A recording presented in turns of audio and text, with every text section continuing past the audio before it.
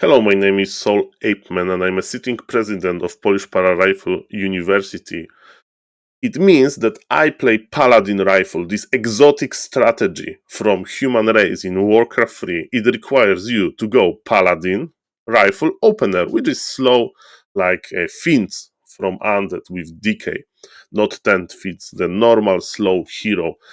And you may ask, Saul, but how good is Paladin Rifle in a current patch? And I would say that it's playable. It's not meta, of course, because pro players doesn't like to play Paladin Rifle. Only Starbuck and Sok had some Paladin Rifle games on pro level versus Elf, to my surprise, from Starbuck versus Orc as well.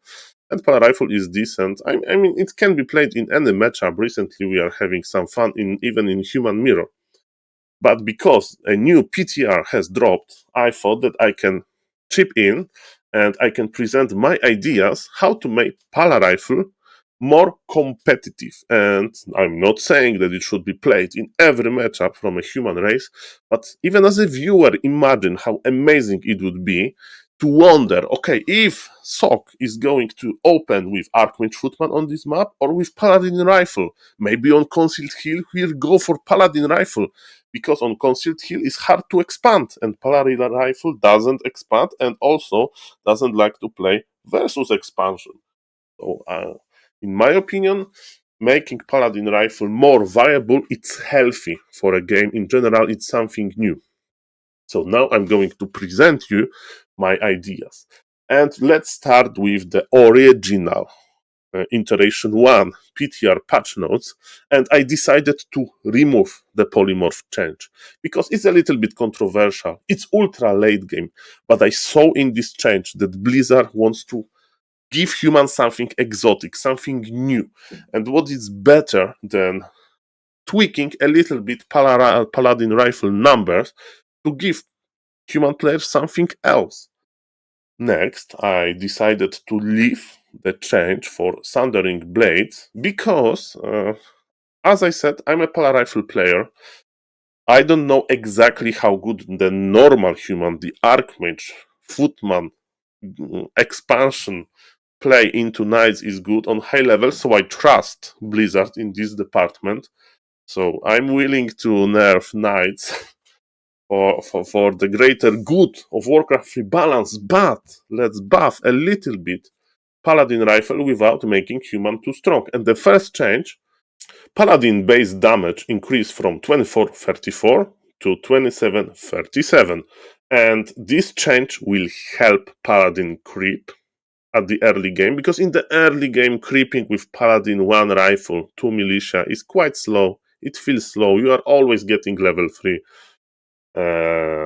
last compared to your opponent. And I think that buffing Paladin attack only to the values of Tauren Chieftain, because it's the value of Tauren Chieftain, without buffing his strength is a good idea, because buffing plus 3 strength is kinda strong, I'm not gonna lie. So you need to think about this change, like giving Paladin plus 3 cloths. And in the early game, it's very good because your damage output of your creeping army is low. And in the late game, it doesn't help that much. And what is important, it doesn't buff Archmage Footman, because with Archmage Footman, you add Paladin as a third hero in like 90%, 95% cases. So, and then you have like 60 foot, your damage of your army is huge anyway, and Paladin stays in the back in the normal game. So this buff is not breaking Archmage Footman opener, but it's something new, it's something more exciting for Paladin rifle players to be able to creep a little bit faster. Next change, Blood Mage Siphon mana drain rate increased from 15-25-40 to 15-30-45, and it's basically a reverse change from the nerf that went live a few patches ago. And my logic is simple. With Paladin Rifle, you always go Blood Mage as a second hero, and in most of games, Blood Mage will reach level 3.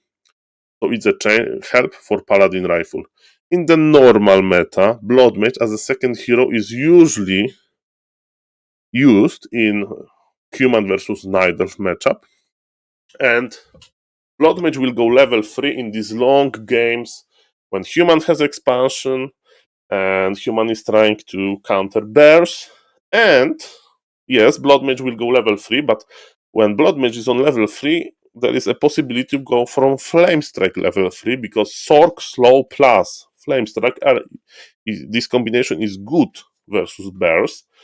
So this buff is not directly changing this matchup, in my opinion, and it's helpful for Paladin Rifle mostly because like when your Blood Mage has level 3 in Pala Rifle versus Orc, for example, it means that your opponent's second hero is level 3. So, for example, Tauren Chieftain with Powerful Stomp is level 3. So, this a little bit mana drain from enemy hero can really help to maybe remove one more stomp from your opponent. And it requires a lot of micro to mana drain and kite big armies. So I really like this change on level 3 and on level 5. Level 1, of course, is too strong, so we are staying at 15 as it used to. Next change is a little bit exotic. Dragonhow Raider Cloud upgrade is now available at tier 2. And you can ask, Saul, but this change is so weird. No one uses Dragonhawks. And my answer is, but Paladin Rifle players can use Dragonhawks. Especially if we can use Cloud on tier 2, because in Paladin versus Undead matchup, Undead usually has expansion. And Undead has tendency to tower expansion pretty hard, and with foot rifles, meaning piercing damage, it's very hard to kill those towers quickly. So with Paladin Rifle versus Undead, you are always thinking, okay, should I all-in this expansion on one base or should I go tier 3? And giving Dragonhawk Cloud upgrade on tier 2, you can basically do a little bit of a hybrid of those two solutions, because you can try to push enemy expansion with one Dragonhawk with a cloud upgrade to see how it will go. And if you like didn't kill expansion or you just pull back, then you can go tier 3 and go for Gryphons, because you already have the Gryphon Aviary. And Dragonhawks are very rare to see in general, so I think it can bring some more of them into usage, and also versus lamers, versus like orc lamers. When orc is trying to expand, you make a lot of towers. Like staying on tier 2 and using cloud is good versus lamers, and who doesn't like to punish those lamers? Gryphon Rider Stormhammer's Lumber's cost reduced from 2025 to 125. And in my opinion, like this lumber cost of these tier 3 abilities is a little bit ridiculous. In my opinion, they are not that strong. And we already saw some changes into in this direction from Blizzard. So why not to reduce some lumber cost of storm hammers as well? And from Pala Rifles perspective, playing Gryphons on one base with Pala Rifle is possible. So and from my experience, really you lack this lumber in after your tier 3 is done. So I would like to see this change go live, and I think it won't be too strong for like Archmage, Footman, Expo, Opener, Human, because like in the late game you have so much wood anyway. But it would help Gryphons on one base, which is possible with Paladin Rifle. Last but not least, the most controversial change from them all. Mortar Team Fragmentation Shards upgrade now also increases damage dealt to heavy armor. And if you don't know how this upgrade works, it basically adds some bonus to Mortar Teams, and you need to have tier 3 for it. And what is interesting is that it's switching it's switching targets from morts, because in the past morts were being primarily used versus casters, because unarmored armor type gets a lot of damage from siege, and casters are usually in the back.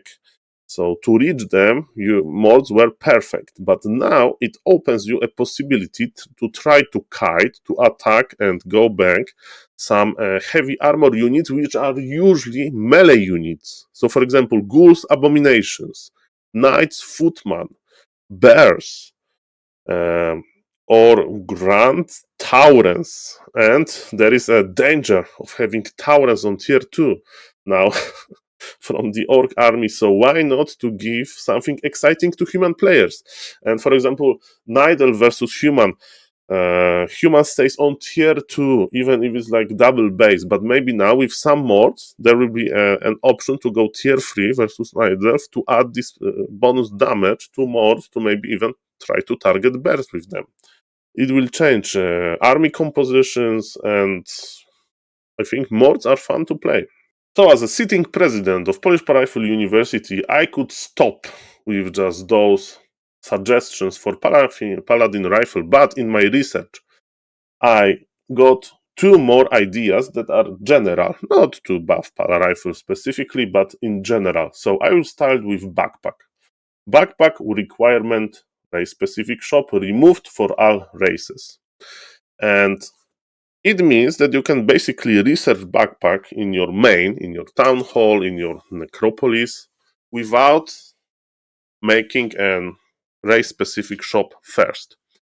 And it will open some possibilities, because if you want to bring an item to your hero, but you can buy this item in marketplace, goblin merchant, the yellow shop, or in your specific race shop. And imagine that you want to bring some clothes to the leech, that you want to bring some clothes to the blade master. Maybe for paladin we would like to bring some healing from the marketplace. You want to bring a circlet to your hero. And on pro level, backpack is usually being used by undead players because ghouls are fast, and ghouls can bring Rod of Necromancy, and so on. And Undead always have an access to the shop because Undead shop is so good.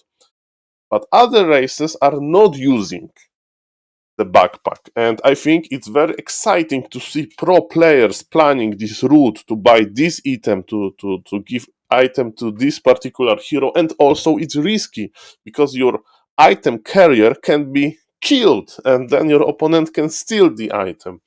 So I think it will make Warcraft more fun, and this change requires a lot of skill for player to use it correctly. So as a viewer, I will be excited to see, for example, Orc player carrying two cloves in one Grand or Headhunter to Blade Master. I think it would be funny to see, because you don't need to go with your Blade Master to the marketplace anymore or to the shop to buy circlet. You can spend some resources, research the backpack upgrade, and then use grant or other units to bring given items. And the last change is addressing Goblin Laboratory Reveal. And I was comparing Dust and Reveal, and I think that Reveal is too bad, because the biggest problem with Reveal is that it lasts only 6 seconds. Dust lasts 20 seconds, and you may say, okay, with Reveal you can use it on every on every point on a map, but usually you want Reveal versus Blade Master that's trying to steal your units, and it's like revealing from the lab versus Blade Master. It's like feels really bad because it's only 6 seconds, but it's also 50 gold, so it's quite costly. So that's why I decided to change the duration from 6 to 12 seconds, and also area of effect is 100 like radius smaller than Dust. So let's keep it in line. So Dust has 1000, and then Reveal from lab has 1000. So that's it, ladies and gentlemen. No more ideas from me. And I want to highlight at the end that, of course, it was just a part about Paladin Rifle. I don't understand every matchup, so I would trust other experts how to change. Orc Mirror, for example. But if Blizzard is looking for something exotic, something interesting for both human players and viewers, I think Paladin Rifle is an excellent choice, because trust me, Human Mirror, when you play Paladin Rifle versus Archmage Footman, is very entertaining to watch. A lot of power spikes, a lot of game-changing moves, a lot of strategy behind it. And with small buffs targeted into Paladin Rifle specifically, I think we can move Paladin Rifle to the perfect place, meaning being competitive in some small situations. Like, I would be very happy if 1 per 10 games on pro level by human would be played with Paladin Rifle. That's my dream, basically. And I hope that those changes can spark some discussion, that can inspire Blizzard balanced team to take this option into consideration. It was SaulApeMan, president of Polish Para-Rifle University, and I'm excited for more PTR iterations. Bye bye.